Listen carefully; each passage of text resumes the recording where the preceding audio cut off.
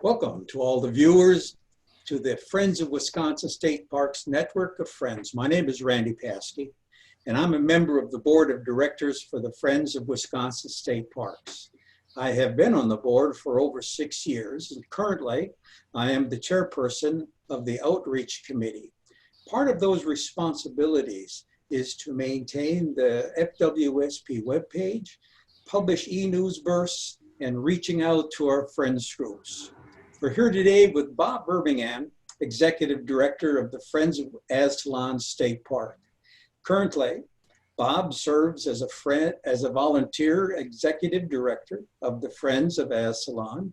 He is a former State Historical Society archaeologist who spent nearly 20 years studying the archaeology and former residents of Aztalan.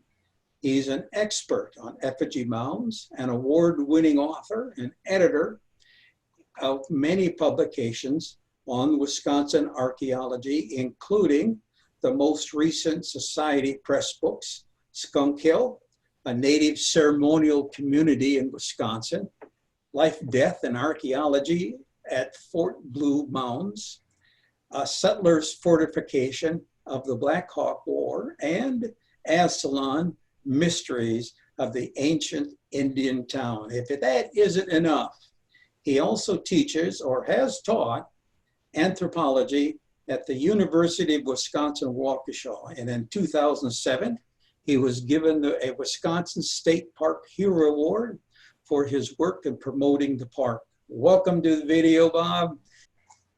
Yeah, it's a great pleasure to join you. For our listeners who really don't know about Aztalan State Park, that's located between Madison and Milwaukee. It's a southeastern part of the state. It was established in, I think, 1952 and designated a National Historic Landmark in 1964. And it was added to the National Register of Historic Places in 1966. During that time, through the present, Bob, tell our listeners about your role in the Friends group as well as it relates to the history of the park. Well, I became active in the Friends of Aztalan State Park in the early 1990s. At that time, I was Wisconsin State archaeologist, and naturally, Aztalan is Wisconsin's premier archaeological site. So obviously I had spent much time there studying it, talking about it, and ultimately leading to our publication on Aztalan. But the Friends group had reformed in the early 1990s, and I was on that board, and eventually was assigned the role of a voluntary executive director. And during that time, we began a very ambitious program of outreach because Aztalan, interestingly, even though it is Wisconsin's first town, a great ancient place, it is known throughout the United States, was not very well known here in the upper Midwest, even among state parks. So our program, as we evolved it, concentrated first on outreach, and that is educating the public about the importance of the site. So we began a couple of things. One is conducting weekly tours, free weekly tours, now scheduled on Sundays, although this summer all our events have been, of course, canceled, although the park is open. We give tours, many presentations around the site, and we thought the best idea would be making a video on the site that could be accessible on computers and laptops and even smartphones now, Um, and that led to our video Aztalan, a National Historic Landmark. It was produced with in conjunction. It was actually produced by Wisconsin Public Television. So one of our tasks was to start to fundraise. For that, we raised the money fairly quickly, and we produced that video, which was turned out very well. Um, and then we also established a presence at the site. That is, when people come out to the park, they can meet somebody who knows something about Aztalan to ask questions and get more information. As you know, through time, the staffing of state parks has been variable. And most recently, over the last decade or so, there have been few state park employees dedicated to state park alone. So establishing a presence was important so that people can learn more about the site from somebody who's there and who can provide a welcoming environment. Um, so another part of our fundraising has been to build a interpretive center at Aztalan. This was already in the Department of Natural Resources long-term plan for the site. The Friends have taken on that role also for fundraising to build this interpretive center. And in the meanwhile, we thought, well, let's put something temporary. So we bought an office trailer, which is now the interim visitor center. And it is staffed, again, with the exception of the summer. It is staffed every day of the week by Friends volunteers. And so people coming to the site can come right to this interim visitor center, get a lot more information. We even show our video in the visitor center. And we also sell merchandise, books, and clothing, garments, and other sorts of things. And also, of course, ask for donations. And that all helps keeping the Friends organization running. But the most important thing, of course, is that it prevents that friendly and informative environment. During that process, we were shocked and surprised that our earlier outreach efforts were paying off in that we were getting people from all over the country and all over the world. People from Germany, people from Russia, people from China. We gave a tour, in fact, for about 40 Chinese students who were here in the Midwest studying American culture. Because people in other countries as well are absolutely fascinated with Native American cultures, past and present. So we have established this presence. Every Sunday during the usual year, we provide free walking tours, which are well attended depending on the weather. Weather is everything, as you know, in state parks. And so we often do that and have a lovely time, and people can talk to, again, someone who's an expert on the ancient town, and also really enjoy the environment. As you mentioned earlier, Aztalan is along the Crawfish River. And it's a lovely environment, and there's a wooded area across the way that is also owned by Department of Natural Resources. So it is kind of a lovely place, even just to walk around. We have, during the summer, we then developed again, as a part of our outreach and fundraising, a series of events. Every month, one or two events.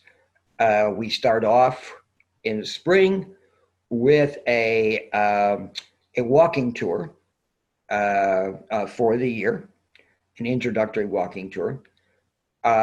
We have on 2021st is the summer solstice, and the native people who live there, whom we call the Mississippians, were very much into following the sun, who is considered a deity in their culture. So we always have a summer solstice party, and we have a special program. We bring in speakers who are familiar with Mississippian culture and have a luncheon, or I should say, snacks and beverages and so on, and always have a lovely time. One of the highlights is a Native American weekend, in which we always invite a Native American dance and singing group for a time. We have oftentimes availed ourselves of a Ho-Chunk a dance group who have become very close friends and really enjoy coming out to the park, called Wisconsin Dells Singers and Dancers. Native people who visit the site are very appreciative of the fact that, number one, this tells the true history of Native people, in that they weren't savages, barbarians, but rather hugely sophisticated people. In fact, Aztalan at its time was as complex a society as any place in the world. So they appreciate that we tell this history and that it is preserved. And so we have many good comments from Native people visiting the site. And the Ho-Chunk singers and dancers always have a great time coming out and teaching people more about Native American culture. That is generally followed by, we often have a picnic featuring native foods and the kind of foods that the people would have eaten 1,000 years ago, which includes things like corn. And this gives us an opportunity to talk about that many of the foods that we eat today are of Native American origin. Corn, for example, was domesticated in Mexico. Mm-hmm. And diffused into the United States among other tribes. Corn is still being grown across the street by modern farmers. So we were able to say that corn has been raised in this locale for over 1,000 years. But again, it talks about other foods that are familiar to people, but are in fact given to us by Native people. In fall, we often have a field trip to sites or places of related interest. For example, Indian mound groups in the area. Occasionally, every 5 years or so, we go to Cahokia down in southern Illinois to visit this very city from which the people from Aztalan came from. And then in winter, we have our annual Friends meeting for the Friends a group itself, which is probably about 125, 130 people right now. And it is a supper in which everybody can renew acquaintances. We can talk about plans for the future. We, of course, do a lot of voting on new board members and so on. And we then also will have a speaker, generally an archaeologist who has been working at Aztalan. So these annual meetings are also very well attended. And of course, finally, as I mentioned, we continue work at fundraising and to build a permanent visitor center. We through our funding and through grants from state parks, we developed plans with an architect, and we are all ready to go with our first phase, which is building the core of the building, and funded by exclusively by the Friends. And we're just about $100,000 shy, but we'll get there because we have been making good progress. But the visitor center will give a background. In its final phase, it will have a meeting room and a place for school children to spend time indoors. We could have activities all year round, and especially for the schools to come in and at the site itself and learn about. And of course, an important element for any state park is it will have bathrooms. Right now, which may be the most important thing. Right now we have pit toilets, like many of the parks. And so this will have nice modern running water and flush toilets. Yeah, you mentioned early on that the group realized that getting the word out about Aztalan was of primary importance. Yes. Describe for us, for our listeners and viewers, some of the methods that you use for outreach. Certainly the video, the movie played an important part, but there must have been other methods that you group utilized. We do utilize the media a great deal. We keep in contact, for example, with the media when new discoveries are made. At Aztalan, we're sure to contact the media, and this has resulted in the past, even for example, on a front page spread of the Milwaukee Journal-Sentinel with Aztalan focused. People are hungry for such information. Now, of course, an even modern way is social media. Mm-hmm. So we have a we not only have a website, which people, but we're on Facebook and have many followers there. And also we collaborate with many others on who have related types of sites to make sure that our information is there. I guess probably the most important outreach right now, aside from people actually coming to the site and doing tours, is the social media. That is, I'm sure that's been the experience of other friends groups. Yeah. Indispensable, and has widening our visitor base worldwide. What would the first-time visitor be surprised about visiting Aztalan? Well, yeah, the first thing they see are the big platform mounds. These are big earthen mounds that rise above the town itself.